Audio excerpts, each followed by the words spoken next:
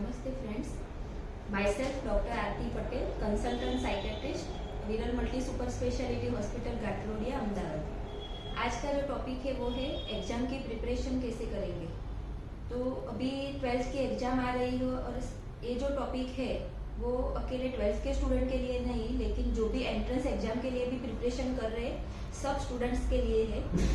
तो अभी हमारे पास बहुत सारे पेरेंट्स और स्टूडेंट्स भी आते हैं कि हम पढ़ाई ज़्यादा करते हैं, बहुत घंटे घंटे तक पढ़ते हैं, लेकिन हमको याद कम रहता है।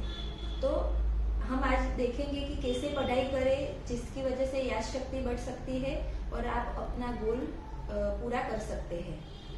तो पहला पॉइंट है कि आपके लाइफ में गोल सेट होना चाहिए कि आपको क्या बनना है, क्या चाहिए आपको। तो उसके लिए पहले आप है वो एक पिक्चर बना दो या कुछ बड़े अक्षर में लिख दो और उसको वॉल पे चिपका दो।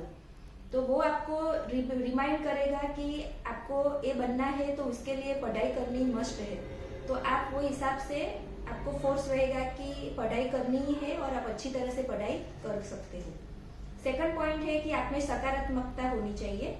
तो आपकी सकारात्मकता मतलब पॉजिटिव थिंकिंग कि आपको सब याद रहता है, आप अच्छी मेहनत करते हो और आप अपना गोल फुलफिल कर सकोगे। तो वो आपको जो कॉन्फिडेंस लेवल है वो होना चाहिए, तभी आप एग्जाम में अच्छी तरह से प्रिपेयर अपीयर हो सकते हैं। थर्ड पॉइंट है कि टाइम मैनेजमेंट। तो जो बच्चे हैं वो स्टार्टिंग से पढ़ाई करते हैं, जैसे ईयर स्टार्ट हुआ तो वो लोगों में वो प्रॉब्लम नहीं आती है, लेकिन अभी 3-4 महीने बाकी है और बच्चे जो है वो टाइम टेबल नहीं बनाते हैं, तो फिर वो पहले से थोड़ा कुछ पढ़ा होता है, रिवाइज नहीं करते हैं, तो एग्जाम में वो अच्छे मार्क्स नहीं ला पाते हैं। तो टाइम टेबल बनाओ, वो टाइम टेबल हिसाब से आप चलो कि आज का टारगेट क्या है, ये टॉपिक आज मेरे को ये सब्जेक्ट खत्म करना है, वह 1 हफ्ते में ये टॉपिक पूरा होना चाहिए, एक सब्जेक्ट खत्म होना चाहिए। तो वो आपको रिवाइज करने में हेल्प करेगी और आपको पता चलेगा कि आपने कितना पढ़ाई किया है। 100% सिलेबस में से 80%, 70%, 50% वो आप टाइम टेबल बनाओगे तो ही आपको पता चलेगा। और जो फालतू का गप्पे मारने में, टीवी सीरियल देखने में जो टाइम वेस्ट होता है वो नहीं होगा। फोर्थ पॉइंट है आपका शारीरिक स्वास्थ्य। तो शारीरिक स्वास्थ्य माना कि आप फिजिकली कितना हेल्दी हो। जैसे कि बहुत सारे बच्चे ऐसे रहते हैं कि बस खा करते और पढ़ाई कर करते, तो इसकी वजह से वेट बहुत गेन हो जाता है और डायबिटीज भी हो जाती है। अभी छोटे बच्चे में भी हम देखने के लिए मिलता है। और स्पाइसी फूड नहीं खाना है, बहुत ज्यादा ऑयली और फैटी फूड जो आपको पढ़ाई में उसकी वजह से प्रॉब्लम आ सकती है।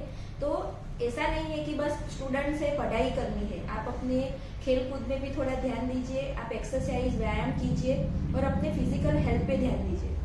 कभी कभी क्या होता है एग्जाम के पहले ही बच्चे बीमार हो जाते हैं, तो वैसा नहीं होना चाहिए। अपने फिजिकल हेल्थ पे भी फोकस करना है और जब आपका फिजिकल हेल्थ अच्छा रहेगा तभी आप अच्छी तरह से पढ़ाई करके आगे बढ़ सकते हो। फिफ्थ पॉइंट है मानसिक स्वास्थ्य। तो मानसिक स्वास्थ्य का क्या महत्व है एग्जाम में वो हम आपको डिटेल में बताएंगे कि बहुत बार कैसा होता है कि बच्चा बहुत होशियार होता है और पढ़ाई भी अच्छी तरह से की होती है पूरे साल के दरमियान, लेकिन एग्जाम के पहले वो लोग टेंशन में आ जाते हैं कि मैंने जो पढ़ा है वो मेरे को याद आएगा कि नहीं, मैं फर्स्ट आऊंगा कि नहीं। तो वो एंजाइटी की वजह से डिप्रेशन में चला जाता है और उसकी वजह से जो पूरे साल पूरी मेहनत की होती है वो हिसाब से उसको रिजल्ट नहीं मिलता है। तो पढ़ाई करते समय पहले तो आपको वो ध्यान रखना है कि अपना मन शांत होना चाहिए, घबराहट बेचैनी जैसा जो भी है तो अर्ली ट्रीटमेंट लेके एग्जाम के पहले जो समस्याएं आती है बच्चों में वो नहीं होनी चाहिए। तो आप ऐसा लगे कि पहले आपको ये सब प्रॉब्लम में से आप गुजर रहे हो, घबराहट सी, एंजाइटी सी रहती है, डिप्रेशन में हो आप और अच्छी तरह से पढ़ाई नहीं करते हो, तो आप जो तो वो स्पेशलिस्ट को कंसल्ट करके पहले ही वो चीज में से बाहर निकल आए। और जब आपका मानसिक स्वास्थ्य मन आपका शांत रहेगा, आप गुस्सा नहीं करेंगे, मन शांत रख के पढ़ाई करेंगे, तो वो आप रजिस्टर अच्छी तरह से कर सकते हो और वो आपको लंबे समय तक याद रहता है। 6 पॉइंट है कि जहाँ पे आप पढ़ाई करने बैठते हो वो आजू बाजू का एनवायरनमेंट कैसा है। तो पर्यावरण की सीधी इफेक्ट आपके स्वास्थ्य पे होती है। आप कैसे पढ़ाई कर रहे हो, जैसे कि बहुत नॉइज रहता है, कहीं पे बहुत हलन चलन रहती है, व्हीकल्स आते जाते रहते हैं, घर में झगड़े वगैरह होते रहते हैं, तो वो टाइम पे आप पढ़ाई करोगे तो आपका वो फोकस अच्छी तरह से नहीं हो पाएगा और वो आप ज़्यादा मेहनत करके भी अच्छे मार्क्स नहीं ला पाते हो।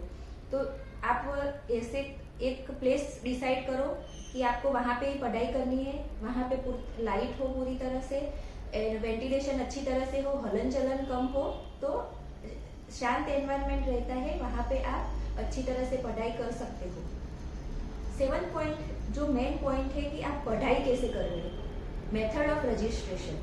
तो कुछ भी जैसे कि माहिती आप पढ़ रहे हो तो वो पहले रजिस्टर होती है अपने माइंड में, वो सबकॉन्शियस लेवल पे होती है। तो जैसे कि आप बहुत अच्छी तरह से समझ के कोई भी टॉपिक पढ़ाई की, तो वो अच्छी तरह से समझा हुआ है, आपने वो चार्ट बनाया, डायग्राम बनाया, विजुअलाइज किया, लिख के पढ़ाई की, और साथ में आप जैसे कि एक आज पढ़ाई की है, बाद में एक आधा घंटे के बाद वो सोचते हो कि मैंने आज क्या टॉपिक पढ़ा था। तो रजिस्टर कैसे करते हो उसके आधार पे ही डिपेंड होता है कि आपको बाद में जो इंफॉर्मेशन माहिती रहती है, वो जो भी पढ़ा है वो याद आएगा कि नहीं आएगा। तो रजिस्टर माहिती जो भी आप पढ़ाई कर रहे हो वो रजिस्टर अच्छी तरह से होने के लिए पहले तो आपका माइंड शांत होना चाहिए। आप जब पढ़ाई करने बैठते हो तभी रिलैक्स होके बैठिए, शांत एनवायरनमेंट रहता है तभी बैठिए, और जो पढ़ रहे हो उसको लिखो, चार्ट बनाओ, डायग्राम बनाओ और वॉल पे चिपकाओ, और वो चीज़ आप बार बार देखते रहोगे तो वो आप अपने माइंड में बार बार रिकॉल कर सकते हो। तो माहिती कैसे रजिस्टर करते हो उसकी सीधी इफेक्ट आपकी मेमोरी पे होती है। एक पॉइंट है कि आप रिवीजन का क्या महत्व है अभ्यास में। जब आप पहली बार कोई भी इंफॉर्मेशन, कोई भी टॉपिक पढ़ रहे हो तो वो टॉपिक आप कितने समय तक याद रखते हो उसका आधार है आप रिवाइज कितनी बार कर रहे हो। पहली बार पढ़ी हुई माहिती के 10% ही 1 मंथ पे आप याद रख पाते हो, लेकिन आप जब वीकली उसको रिवीजन करते रहोगे तो वो आपकी शॉर्ट टर्म मेमोरी में से लॉन्ग टर्म मेमोरी में चला जाता है और वो एक आपके ब्रेन में स्टोर हो जाता है सबकॉन्शियस लेवल पे।